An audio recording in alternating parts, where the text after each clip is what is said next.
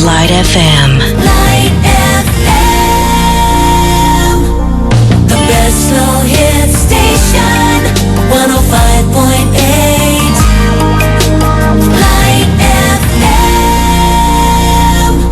What up, the best slow hit station. Assalamualaikum warahmatullahi wabarakatuh. Light Audience, kita ketemu lagi di proses menuju kesejahteraan diri untuk hari ini Kamis tanggal 19 Januari 2012.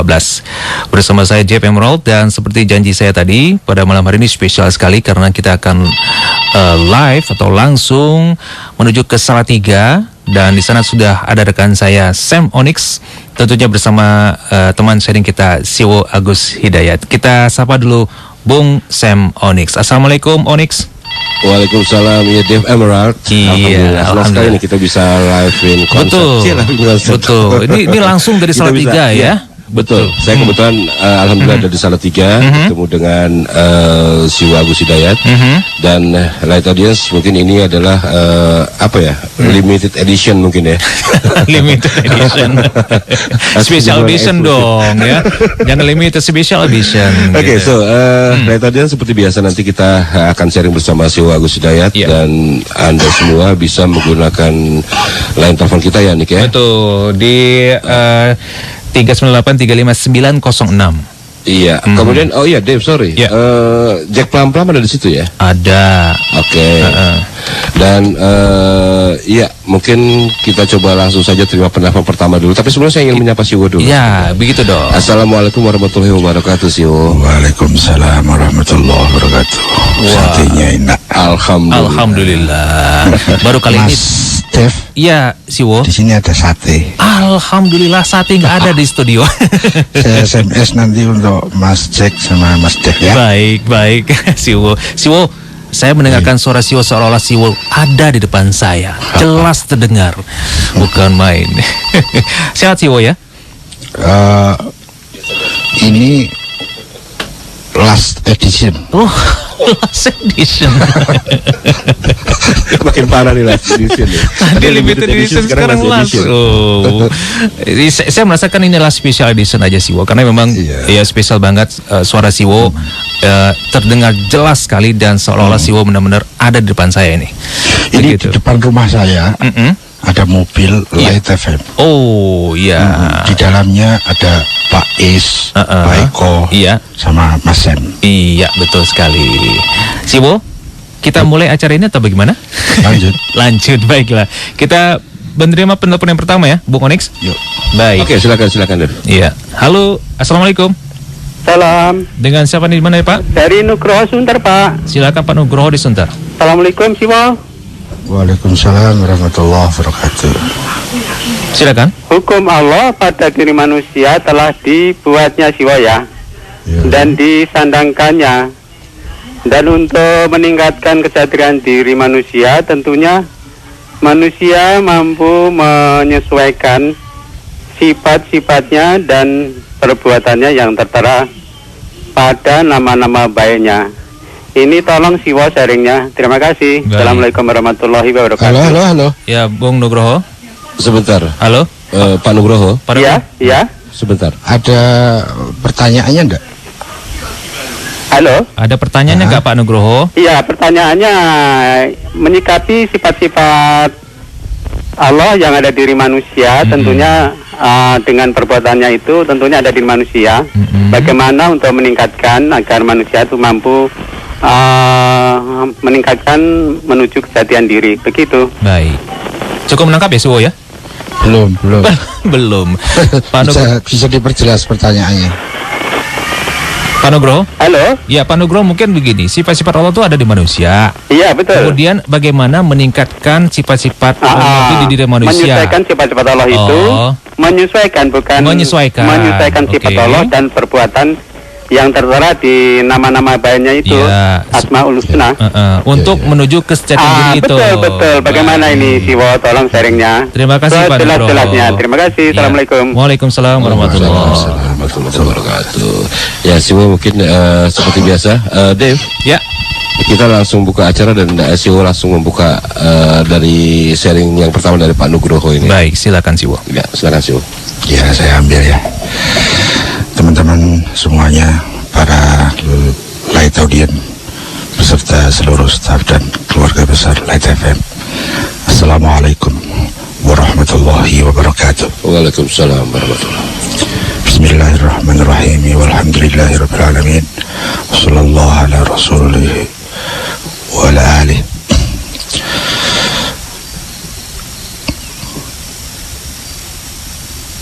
Wala hawla wala quwata illa billahil aliyil azim.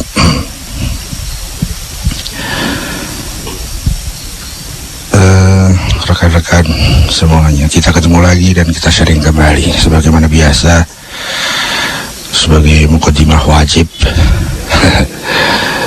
bahwa saya sekedar teman sharing Anda, bukan narasumber, bukan rujukan.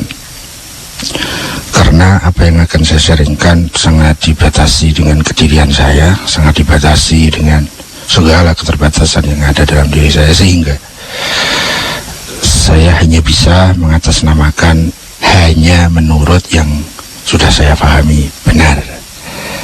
Tetapi apa yang saya pahami benar itu masih dalam wilayah relatif, jadi belum ada jaminannya pasti benar. Maka untuk itu kita harus tidak boleh tergesa-gesa di dalam menerima maupun di dalam menolaknya, sebagaimana biasa.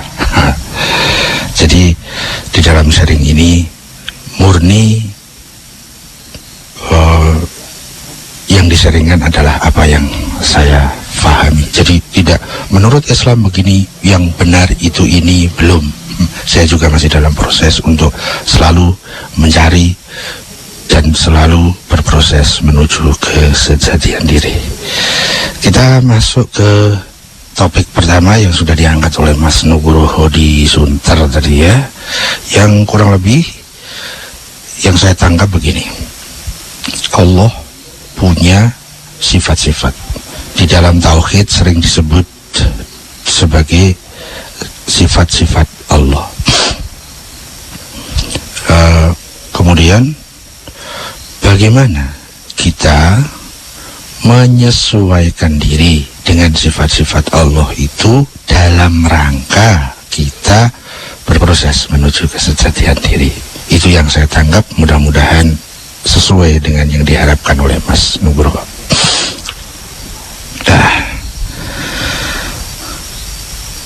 Yang pertama, kalau kita membahas sifat-sifat Allah, dan nanti kita akan coba apa koneksinya dengan sifat-sifat yang semestinya kita sikapkan di dalam sifat-sifat kedirian kita sebagai makhluknya, sebagai manusia. Jadi yang pertama kita membahas tentang sifat-sifat Allah. Kemudian yang kedua, bagaimana kita menyesuaikan diri dengan sifat-sifat Allah itu dalam rangka berproses menuju kesejatian diri. Ya, kurang lebih itu urutannya seperti itu. Nah, sebelum kita membahas tentang sifat-sifat Allah, saya akan mencoba sedikit pendahuluan tentang itu, yaitu tentang tauhid. Tauhid itu bagaimana kita mengesahkan Tuhan, bagaimana kita mengesahkan Allah. Nah, di dalam tauhid kita sedang diajari untuk memahami tentang keesaan Tuhan. Keesaan Tuhan, apanya yang esa? Nah, yang esa adalah zatnya. Dalam rangka kita memahami bahwa zat Allah itu esa. Esa itu satu yang tidak ada duanya. Satu yang satu-satunya, bukan satu yang kesatuan. Satu yang sempurna, yang tidak ada taranya, tidak ada yang seperti dengannya, tidak ada yang membatasinya. Dia sempurna. Nah, dalam rangka memahami lebih lanjut nanti dalam rangka meyakini, dan nanti lebih lanjut lagi dalam rangka mengimani tentang kesempurnaan Allah, kesempurnaan Tuhan ini. Kita diberi bantuan, diberi jembatan untuk bisa memahami kesempurnaan itu. Apa sarana yang bisa mengantarkan kita lebih mudah memahami tentang kesempurnaan Allah? Kita diajari dengan tauhid sifat, ya. Tapi tauhid sifat itu berfungsi sebagai jembatan, berfungsi sebagai sarana. Yang dituju adalah kesempurnaan zatnya. Ya, maka kemudian di dalam sifat-sifat Allah, dalam pelajaran tauhid sifat, kita tidak boleh lupa bahwa kita diajari tauhid sifat itu agar kita bisa memahami kesempurnaan Allah, memahami keterbatasan Allah. Jadi terminalnya ada di zat Allah. Kita tidak boleh menjadikan sifat-sifat Allah itu sebagai terminal, karena itu hanya jembatan. Contoh kasusnya seperti ini. Di dalam tauhid sifat kita diajari, di sana ada ini sifat yang wajib, ini sifat mustahil. Disebut sifat wajib Allah dan sifat mustahil Allah. Sifat wajib di sana membahas hal-hal yang wajib adanya, disebut sifat wajib. Kenapa wajib adanya? Karena yang akan dibahas di dalam sifat Allah yang wajib ini meniscayakan hanya dengan hal-hal itu bisa difahami kesempurnaan. Salah satu contoh adalah sifat wajibnya Allah, bahwa Allah itu pandai. Kenapa pandai? Karena kalau tidak pandai tidak sempurna. Tidak ada sesuatu yang tidak pandai, alias kebalikannya adalah bodoh, ya, jahil. Itu kalau bodoh tidak ada hubungannya dengan kesempurnaan. Karena setiap ada kebodohan berarti di sana ada ketidaksempurnaan. Nah, maka bodoh menjadi sifat mustahil. Mustahil ada pada zat yang sempurna. Semua jenis kebodohan apapun, maka itu tertolak dari kesempurnaan. Maka bodoh disebut sifat yang mustahil bagi Allah. Sebaliknya, pandai itu niscaya adanya pada sesuatu yang disebut sempurna. Sehingga tidak mungkin sesuatu yang sempurna tapi tidak pandai. Maka pandai menjadi sifat wajib, bodoh menjadi mustahil. Ya. Salah satu sifat Allah adalah Allah Maha Pandai, Al-Alim. Nah, kemudian kita masuk sedikit lagi bahwa bagaimana kita memahami kepandaian Allah. Nah, di situ kita tergantung dari perjalanan proses kita memahami kepandaian. Kalau anak kecil, wah dia mengatakan kepandaian itu ini dulu, ini disebut pandai gitu ya. Tapi bagi anak yang sudah SMA, sesuatu yang dianggap ini sesuatu kepandaian menurut anak kecil tadi, menurut anak SMA, itu mah biasa-biasa aja, belum bisa disebut pandai. Kalau pandai itu harusnya begini-begini, dia mengerti ilmu ini dan seterusnya. Bagi orang yang levelnya sudah profesor, menganggap bahwa yang dianggap oleh pandai oleh anak SMA tadi, ya bahwasannya baru segitu. Sebetulnya yang disebut pandai itu luas sekali, tidak hanya itu. Misalnya seperti itulah. Orang yang bisa memahami tentang hukum-hukum galaksi misalnya. Wah, dia ngerti hukum-hukum galaksi, berarti dia pandai sekali. Bagi orang-orang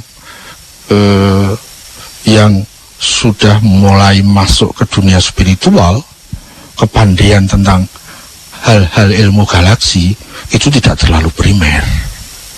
Ada yang kepandaian yang sesuatu ilmu yang lebih tinggi lagi dari itu, yaitu ilmu-ilmu tentang spiritual yang bisa mempunyai pengaruh-pengaruh yang lebih primer. Misalnya, bagaimana kita bisa memahami hukum-hukum tentang kedirian, hukum-hukum tentang nafsu dan nurani. Bagaimana kita bisa memahami nafas yang ada dalam diri saya itu berjenis apa, kategorinya apa, sampai stadium kebuasannya seberapa, dan bagaimana memanage nafas itu. Nah, jadi ilmu spiritual itu lebih tinggi dari ilmu-ilmu rasional. Kemudian kita naikkan lagi. Oh, bukan hanya itu, ilmu itu jauh lebih luas lagi. Ada hal-hal tingkat tinggi.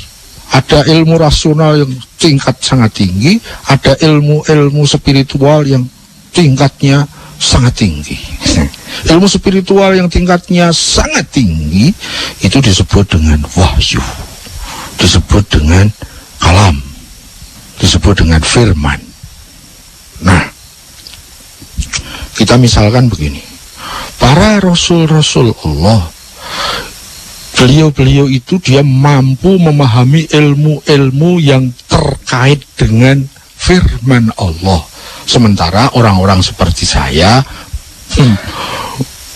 tingkatnya sangat rendah kalau dikaitkan dengan ilmu yang setinggi itu, ilmu spiritual.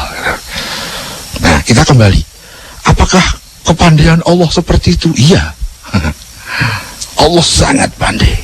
Tetapi jangan lupa bahwa kita membahas sifat-sifat Allah tadi, misalnya di sini sifat Al-Alim, itu sifat Allah itu apa? Pelajaran tauhid sifat itu berfungsi sebagai jembatan, bukan sebagai terminal. Bahwa Allah begitu, tidak. Oh, Allah itu maha pandai. Maksudnya Allah maha pandai itu begini itu, bukan. Kenapa?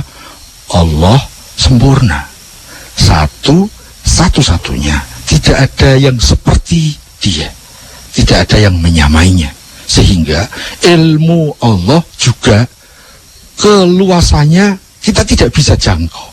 Karena apa? Seluruh pemahaman kita terbatas oleh kemakhlukan kita. Jadi di dalam tauhid sifat, dalam bab Allah maha pandai, kita diajari untuk memahami tingkat kepandaian tertinggi. Seandainya kita mampu memahami, apakah itu ilmu Allah? Oh, bukan. Allah jauh lebih dari itu, karena Allah sempurna dan Allah tidak bisa dibatasi oleh pemahaman dan keyakinan kita. Allah juga tidak bisa dibatasi dengan keimanan kita. Oh, berarti Allah segitu gitu. Nah, sifat alimnya Allah tadi yang diajarkan kepada kita melalui tauhid sifat itu berfungsi sebagai jembatan. Setelah kita bisa memahami tentang sesuatu yang sempurna itu, dia harus sangat-sangat pandai. Tetapi setelah kita memahami seluruh kepandaian, apakah Allah seperti itu? Tidak. Nah, ending dari tauhid sifat itu dengan bahasa saya ya, wajib diakhiri dengan simbol Allahu Akbar. Allah lebih besar dari itu. Allah tidak bisa dibatasi hanya dengan kemampuan kepandaian manusia. Allah lebih dari itu. Allah lebih besar dari itu. Ya. Tapi kita sudah diajari untuk mengenal kesempurnaan di dalam hal kepandaian. Itu fungsi dari tauhid sifat. Harus ada endingnya Allahu Akbar. Kalau kita tidak kasih penutup Allahu Akbar, kita bisa terjebak membatasi Allah. Allah itu pandai, begini, ya begitu loh. Allah itu begitu. berarti kita terjebak, kita membatasi Allah dengan pemahaman kita. Ya begitulah. Nah, saya mendapati kalimat bahwa pelajaran tauhid sifat endingnya itu harus Allahu Akbar. Itu prosesnya tidak mudah. Sulit mencari sumber informasinya. Dalam perjalanan bertahun-tahun sebelumnya saya diajari tauhid sifat dijadikan terminal. Sehingga saya terjebak dalam ilmu tauhid sifat saya membatasi Allah dengan tauhid sifat yang saya pahami.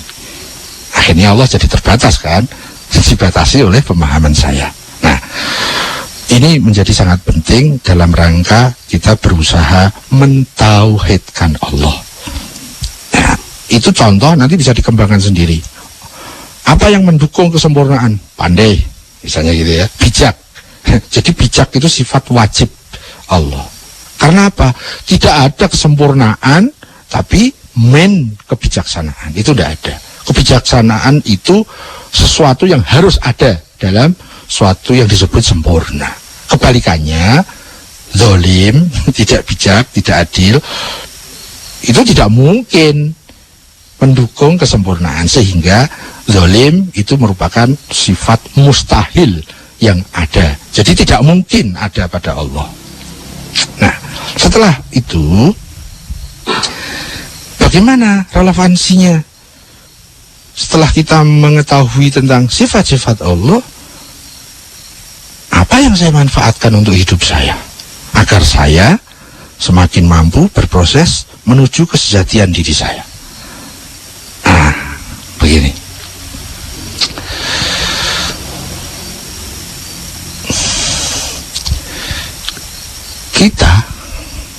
Maksud saya, memahami bahwa ada salah satu perintah. Perintahnya apa? Ini mohon digarisbawahi ya, karena harus hati-hati ini kalimatnya dan pemahamannya tentunya. Kita tidak boleh meniru Allah di dalam zat. Karena itu tidak mungkin. Allah zatnya tak terbatas, sementara kita makhluknya terbatas. Sehingga kita tidak boleh meniru terkait dengan zat. Tetapi kita diperintah untuk meniru dalam sifatnya. Kita meniru Allah itu boleh. Boleh kalau sifat. Tapi kalau zat tidak boleh. Semakin kita mampu meniru sifat-sifat Allah, maka semakin kita meningkatkan mutu kedirian kita. Sifat-sifat Allah apa misalnya? Pandai. Semakin pandai, proses kehidupan kita semakin bermutu. Apa sifat Allah? Allah Maha Bijak. Semakin kita bijak, maka semakin mutu kedirian kita meningkat. Jadi ada kalimat begini, kita kan nggak boleh meniru Allah. Ya, itu untuk zat. Tapi untuk sifat, kita diperintah untuk meniru Allah. Tirulah Allah. Tapi di dalam masalah sifatnya, kita tidak boleh meniru dalam kaitannya dengan zat. Nah, sampai nanti ada istilah oleh para orang-orang yang ya istilahnya orang-orang arifin gitu ya. Kita bahkan nantinya pada saat kita terus menaikkan mutu kedirian kita, maka kita bisa berfungsi seperti bulan dalam relasinya terhadap matahari. Matahari itu mengeluarkan sinar, matahari itu bercahaya. Nah, bulan itu bisa memantulkan cahaya bulan itu ke bumi. Seperti itulah fungsi para rasul, fungsi para utusan-utusan Allah, fungsi orang-orang yang kediriannya suci. Dia berfungsi memantulkan sifat-sifat Allah dalam dirinya untuk memanage dirinya dan orang-orang atau hal-hal yang menjadi tugas dan kewajibannya. Ya, dari sini kita bisa ambil satu benang merahnya bahwa mempelajari tauhid itu berarti kita sedang menaikkan mutu kedirian kita. Kenapa? Kita bisa mengenal Tuhan dan kita bisa menyerap sifat-sifatnya. Semakin kita perdalam ilmu tauhid kita, semakin bermutu ilmu kedirian kita. Nah, ilmu ya, prakteknya, nah, semakin kita konsekuen terhadap ilmu tauhid kita, ya berarti semakin kita menjadikan tauhid sebagai aplikasi kehidupan kita. Nah, inilah yang dibawa oleh para utusan-utusan Allah. Ilmu inilah yang disebut sebagai ilmu pondasi kehidupan. Ilmu inilah yang disebut sebagai ilmu pondasi kesuksesan. Ilmu inilah yang disebut sebagai ilmunya ilmu. Pondasinya ilmu, ilmu yang paling primer. Sehingga para utusan Tuhan itu tidak mengajarkan kepada kita bagaimana berpolitik, berekonomi, berbudaya, bersosial. Itu iya, tapi sebagai ranting, bukan sebagai pondasi. Pondasinya seluruh para utusan Allah mengajarkan tentang tauhid. Kenapa? Dengan tauhidlah semua akan terbangun dengan rapih. Semakin cantik, semakin manfaat. Semakin tampan, semakin manfaat. Semakin punya studio, semakin manfaat. Semakin bisa live di mana-mana, semakin manfaat. Kalau pondasinya tauhid. Tapi kalau tauhid gagal, yang main pasti ego. Pasti. Dalam diri kita ini berkutat antara nafas yang mewakili ego dan nurani yang mewakili Tuhan. Kita mampu menyerap sifat-sifat Tuhan hanya dengan nurani, tidak dengan nafas. Kecuali nanti kalau nafasnya sudah takluk di bawah komando sang nurani, maka nafas pun akan bernuansa sifat-sifat Tuhan, sehingga Tuhan ada dalam dirinya. Kurang lebih seperti itu yang bisa saya saringkan, dan saya kembali ke Mas Bro ini. Oke, terima kasih. Ya. Kita berhadapan ini, ayo sop-sopan, ayo bro-bronan, ayo. Atau kita saling nyata sih. Ya, itu tadi dari Siwa Gus Hidayat. Dan ya Dev, mungkin kita terima telepon lagi ya Dev. Terima penelpon berikutnya. Baiklah, ini penelpon yang kedua, Lady Audience. Halo, assalamualaikum. Waalaikumsalam warahmatullahi wabarakatuh. Iya, dengan siapa nih Pak? Dengan Imron Pak Imron di mana? di Bekasi. Silakan Pak Imron. Iya. Assalamualaikum Mas Agus. Waalaikumsalam warahmatullahi wabarakatuh. Ada satu pertanyaan. Ini pertanyaan sebenarnya dari teman saya dan ini agak memojokkan saya. Begini, tentang surga ya, bahwa di Bekasi, iya, apa namanya, surga itu kan katakanlah reward gitu kan, reward dari Allah atas seorang Muslim yang diridhoi.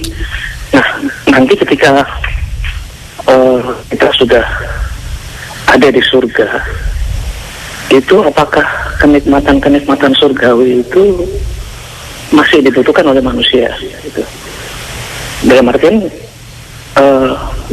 kita kan sudah masuk ke fase kehidupan yang bukan lagi fana gitu kan. Nah, apakah manusia yang berada di surga itu masih membutuhkan kenikmatan surgawi yang notabene juga sama dengan kenikmatan di dunia, misalkan makan dan minum, kemudian kenikmatan yang lain, apakah itu masih kita butuhkan gitu? Ya. Itu saja? Ya, ya. Iya, jadi Jangan ditutup dulu. Ya. iya. Yang memojokkan Mas Imron itu yang sebelah mana? Iya, jadi Iya. kayaknya apa namanya? Saya merasa terpojok karena saya nggak bisa jawab itu pertanyaan itu, Mas Agus. Oke, Oh, baik, iya. baik. Iya. Itu dari Gitu, jadi, pertanyaan, makna pertanyaan. Kenapa? Iya, kita paham ya. Terus gimana Bu Imron? Iya, itu Itu aja. aja. Baik. Terus ini agak di luar konteks. Dalam rangka apa ini live dari apa namanya? Special edition kita katakan. Iya, Oke, begitu ya Bu Imron ya. iya itu aja. Baik, terima Oke, kasih. baik. Waalaikumsalam. Waalaikumsalam warahmatullahi wabarakatuh. Dan Bung Iya, Onyx Dev, serta Siwo ya. Halo, Dev. Ya, ini Ini kelihatannya banyak sekali yang ingin mengetahui kenapa ada live hari ini gitu ya. oke, Dev, ya. silakan jelaskan Bung Onyx. Di Salatiga ini kebetulan memang saya datang ke sini atas undangan Siwo untuk makan sate sebetulnya itu Oh, sebenarnya. hanya makan sate ya? Hanya makan sate. Oke, itu sate kambing atau sate ayam? Tergantung maunya apa. Udah perlu diketahui Siwo. juga ya Bung Onyx dan juga Siwo. Jadi karena ini special edition, maka siaran kita akan dilaksanakan secara 2 jam sampai dengan pukul 23 nanti. Gitu. Dahsyat itu. Dahsyat. Kalau saya mau lah. Kalau Siwo mau, Siwo kan bisa Iya, minta sampai pagi ya, Dev. Gitu. Kalau saya nggak mau kan Makanya jangan tergesa-gesa, dipahami dulu. Ya, begitu. Baik. Itu tergantung Siwo lah. Silakan Siwo mau. Kalau monggo. Makanya kesini deh banyak sate di sini. Oh, gitu. Tuh, Pak, Mas Jack senyum nggak tuh? Siapa Jack Plum senyum-senyum? Oh, Jack pelan-pelan ada di situ deh. Ada. Aslinya hidup nggak? Enggak kebetulan. Emang enggak. Kok tahu sih Wo ya? Iya kan barusan dapat cerita. Oh gitu. Iya. Senangnya Ya, sate saya- kambing muda itu Jack itu. Enggak, ada ayam. Oke, monggo dijawab Su. Ya, Mas Imron, terima kasih ya. Kayaknya kalau yang kedua tadi dalam rangka apa sih ini ada live dari Salatiga itu? ya biar yang jawab Mas Dev aja, Pak Pasem, Pak Mas Jack gitu. Ya betul. Terus tugas saya tadi saya merasa terpojokkan. Saya pikir terpojokkan oleh argumentasi tertentu. Ternyata terpojokkannya karena belum bisa jawab gitu kan. Iyalah, kalau kita belum tahu bagaimana. Tapi nggak perlu merasa terpojok kan kalau belum tahu. Kita tinggal bilang aja, oh saya belum tahu kan selesai. Sehingga nggak ada tanggung jawab, nggak ada terpojok dan lain-lain. Kalau kita mau jujur dengan diri kita ditanya dan kita belum bisa menjawab, kan enak jawabannya. Saya belum tahu, kan selesai.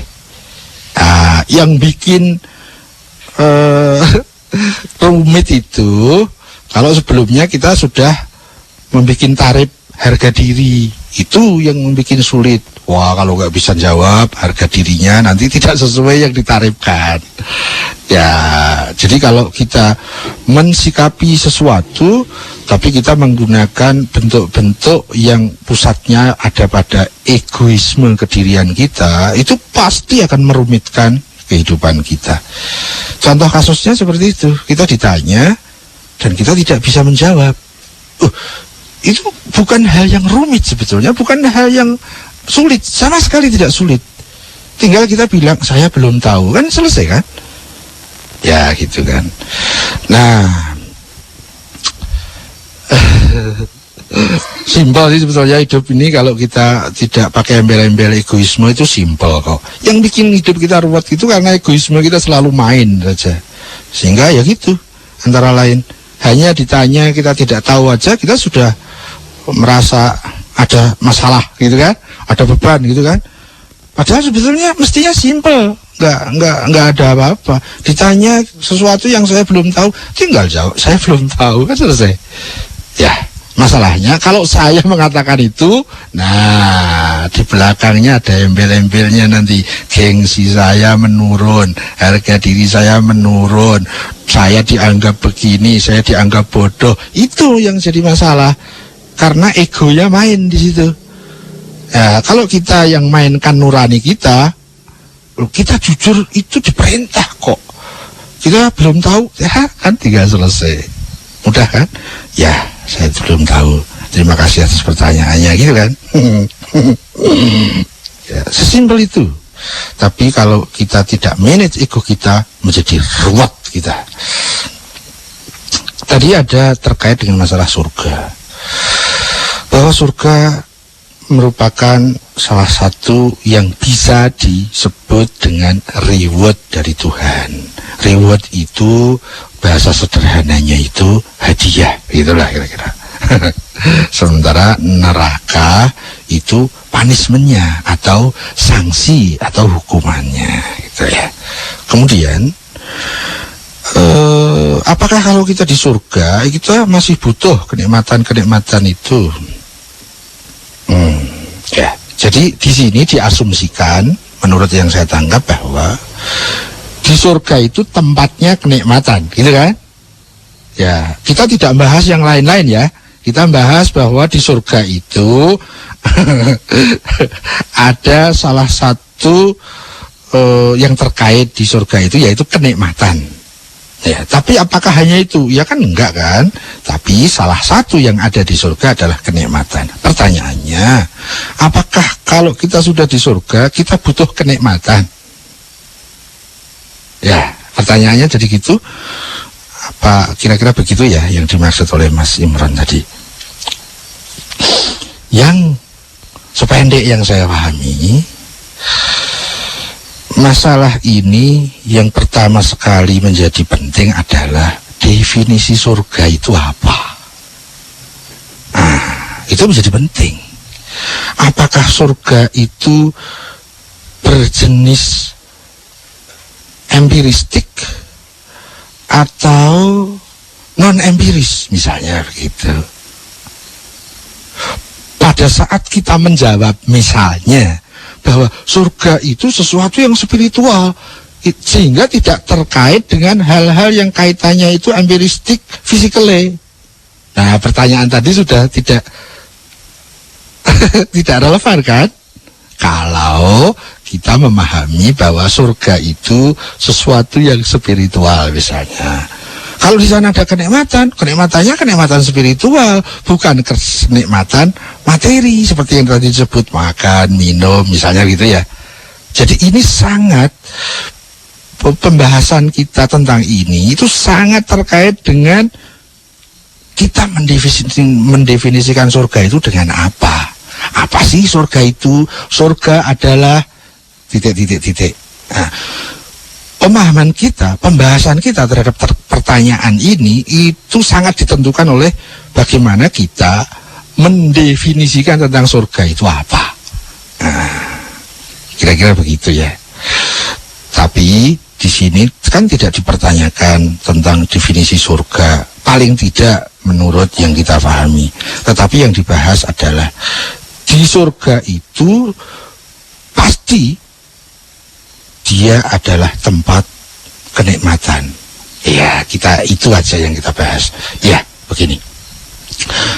Saya mau bertanya, setelah kita di surga, terlepas apa pemahaman kita tentang surga, saya mau tanya, kita masih makhluk apa bukan? Kalau kita masih makhluk, kita butuh kenikmatan apa tidak? Ya, kan jadi simpel akhirnya.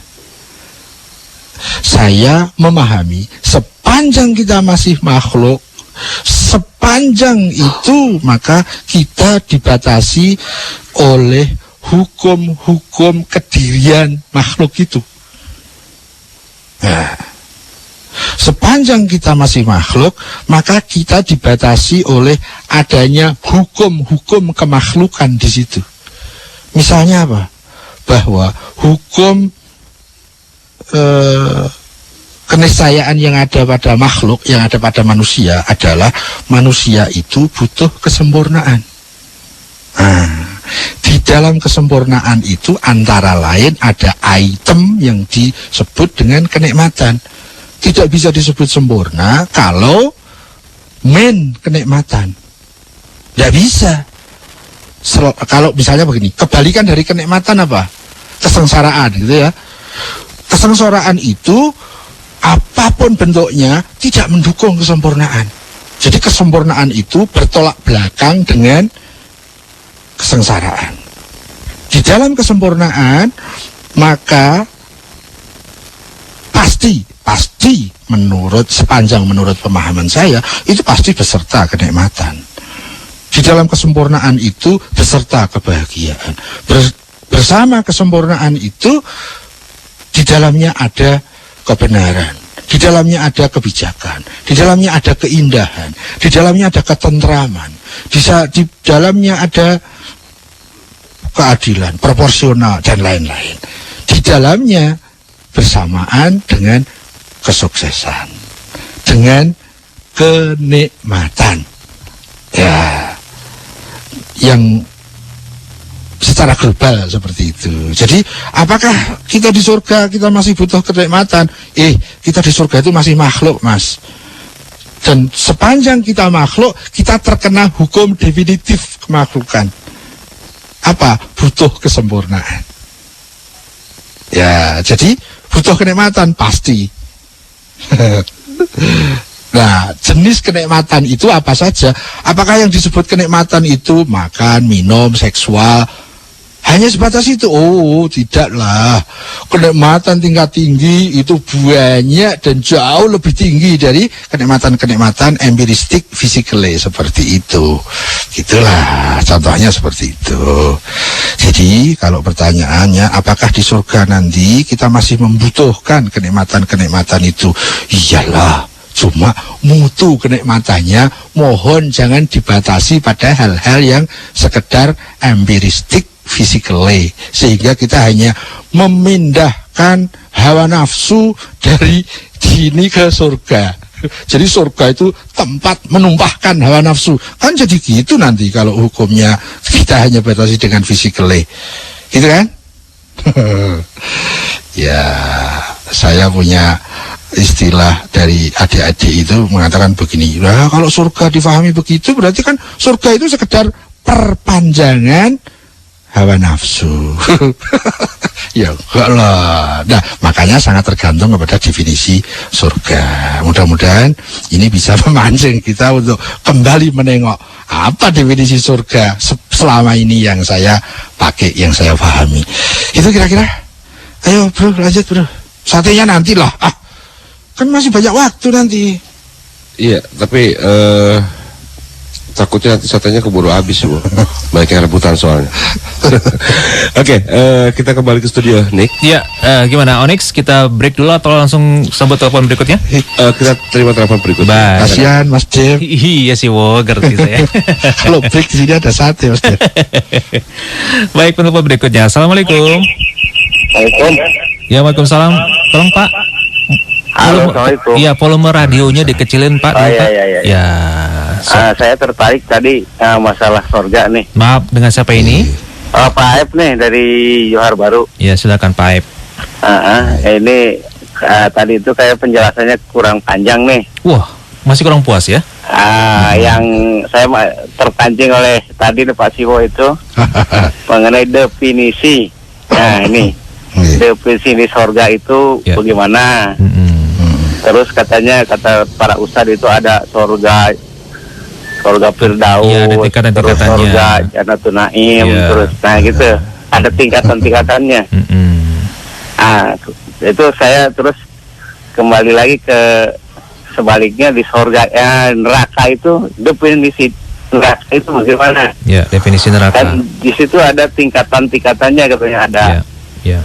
Ada apa tuh? Ada beberapa jenis neraka itu. Mohon sharingnya Pak Suwo. Baik.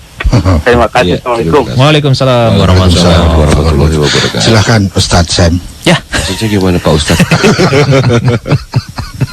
Monggo. Ya, Siwo sebelum lanjut tadi ada rekan kita ada Bayu yang nanti titip salam untuk Siwo. Ini amanat dari Bayu. Mas Bayu. Waalaikumsalam. Di mana beliau? Di mana ya Dev Bayu sekarang? Sekarang Kita sebutkan nggak ada perusahaannya. Pokoknya di perusahaan minuman. Pokoknya ada di satu tempat begitu ya, Ya. yang mendengarkan malam hari ini. Ya, terima kasih. Dan untuk Salam. flight audience nanti mungkin bisa menggunakan SMS ya Dev ya, di sesi Betul, kedua. di sesi kedua. Tapi mungkin kita gunakan SMS di akhir aja, Di 15 menit sebelum terakhir. jam. Iya betul. Oke deh. Iya. Baik, Siwo, silakan. Loh, Siwo. tadi katanya mau dipanjangkan sampai Iya, sampai jam 15 menit sebelum 4 jam. Walah, 4 jam. Siwo. Iya, Sampai kalau jam 11. Sampai jam Iya. 11. Jadi mungkin 15 menit terakhir kita terima SMS. Sampai Iya. biasanya kan setengah 11. Ini nanti sampai jam 11. Ya. Kalau Siwo mau. Iya. Ya iyalah. Kalau si mau sampai jam 5 juga nggak apa-apa. Kalau si mau. Ya silakan Siwo monggo. Monggo sih, Pak. Ini terima kasih nih Mas Ep ya dari Johor Baru. Ternyata beliau langsung kejar.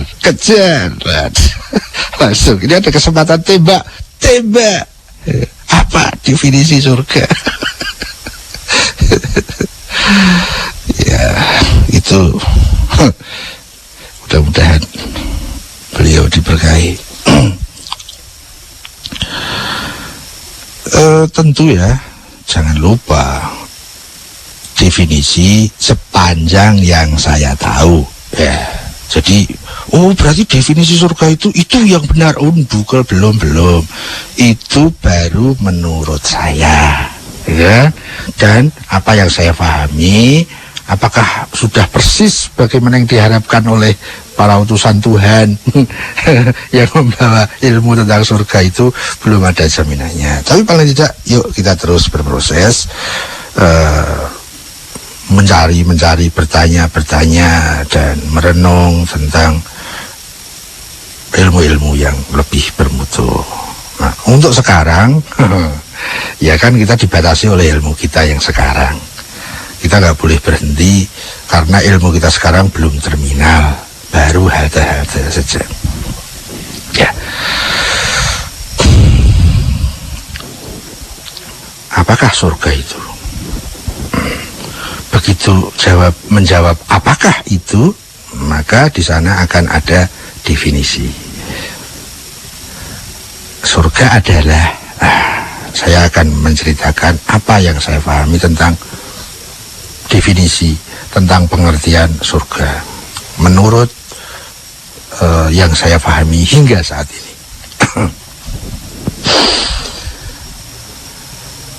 Yang pertama begini, surga